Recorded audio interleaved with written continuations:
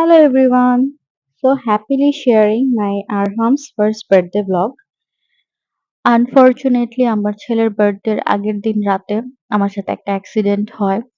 আমার চোখে খুব খারাপভাবে ইনজুরি হয়। সো ওর বার্থডের দিন সকালবেলা উঠে আগে হসপিটাল যাই অ্যান্ড লেন্স ব্যান্ডেজ নিয়ে তারপরে বাসায় এসে বাকি কাজ মোটামুটি সেট করে তারপরে বাচ্চাদেরকে নিয়ে বের হওয়া।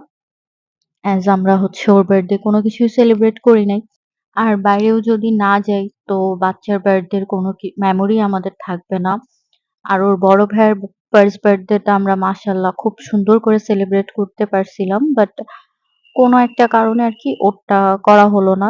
যাক ইচ্ছা আছে পরে কখনো ওরটা আমরা সেলিব্রেট করব বড় করে। আমাদের কিছু শপিং ছিল।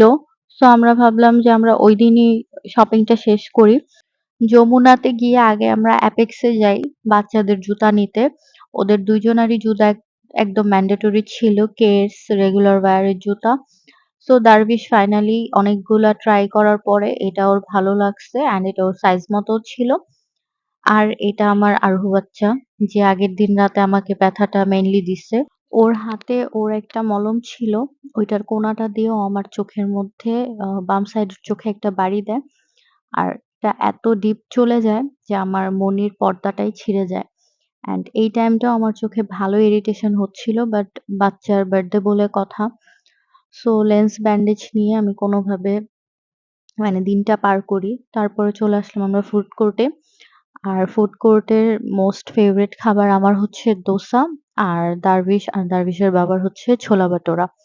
সো খাওয়া-দাওয়া শেষ করে এখন দারভিশ নিচে আসছে। এখানে যে ট্রেনটা থাকে, ওই ট্রেনটাতে উঠবে। ও আসার পর থেকেই জিদ করছিল যে ট্রেনটাতে ও যাবে, ও যাবে। তো ওকে বলেছিলাম যে, "যাওয়ার সময় তোমাকে এটাতে উঠায় তারপরে আমরা যাবো।" আর এর মধ্যে ওইখানে গাড়িগুলাতে উঠবে না ট্রেনে উঠবে এটাতেও কনফিউজড। একটা গাড়িতে উঠে পড়ছে। বাট তারপরে তার মনে হয়েছে যে সে ট্রেনে উঠবে, গাড়িতে থাকবে না। তো গাড়ি থেকে নামানোর পরে তখন আবার বলে যে, "না গাড়িতে থাকবে।" সো ফাইনালি ডিসাইড করল যে না ও ট্রেনে যাবে। আচ্ছা আর ভয়েস ওভার যে দিচ্ছে আমার গলা কিন্তু খুব বাজেভাবে ভেঙে গেছে। সো এজন্য মেবি একটু সাউন্ড এর প্রবলেম হতে পারে। সো যাই হোক এই যে এখন দারভিশ ট্রেনে উঠে যাবে। ওর বাবাকে নিয়ে আর ওর ভাইকে নিয়ে। বাট তারপরে ও শুরু করছে যে ওর বাবাকে না ওর আমাকে লাগবে, আমাকে নিয়ে উঠবে। তো ওর বাবা নেমে যাওয়ার পরে আমি উঠলাম। আর এই যে আরহু আমার কোলে, আরহু হচ্ছে এখন ওইদিকে বাবার কাছে চলে যাবে। মানে ওদের ২ জনার একেকটা সময় একেকটা জিনিস মন চায়। সো যাই হোক তারপর আমরা ট্রেনে ঘোরাফেরা করে চলে আসছি বাসায়।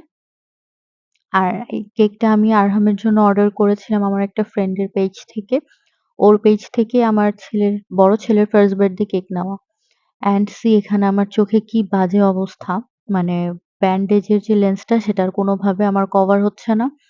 আমি জাস্ট কোনোভাবে কেকটা কাটা পর্যন্ত ওয়েট করছিলাম। আর আমার চোখের ব্যথায় মানে আমি জাস্ট পাগল হয়ে যাচ্ছিলাম। এত পানি আর এত চোখ আমার ব্যথা করছিল।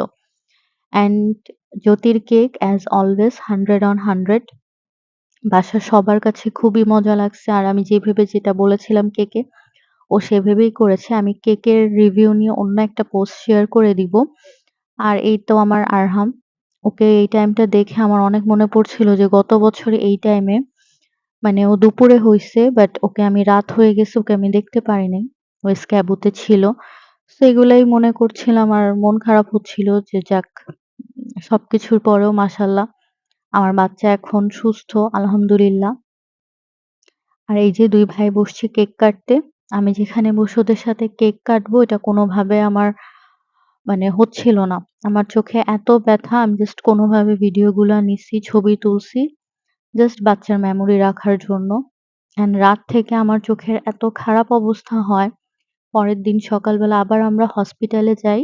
অ্যান্ড ওখানে যেয়ে আমার হচ্ছে লেন্স খুলে ব্যান্ডেজ করতে হয়।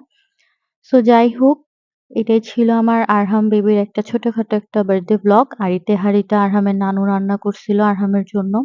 আর সবাই প্লিজ আমার বাচ্চাকে দেখে অবশ্যই মাশাআল্লাহ বলে দিবেন। Thank you.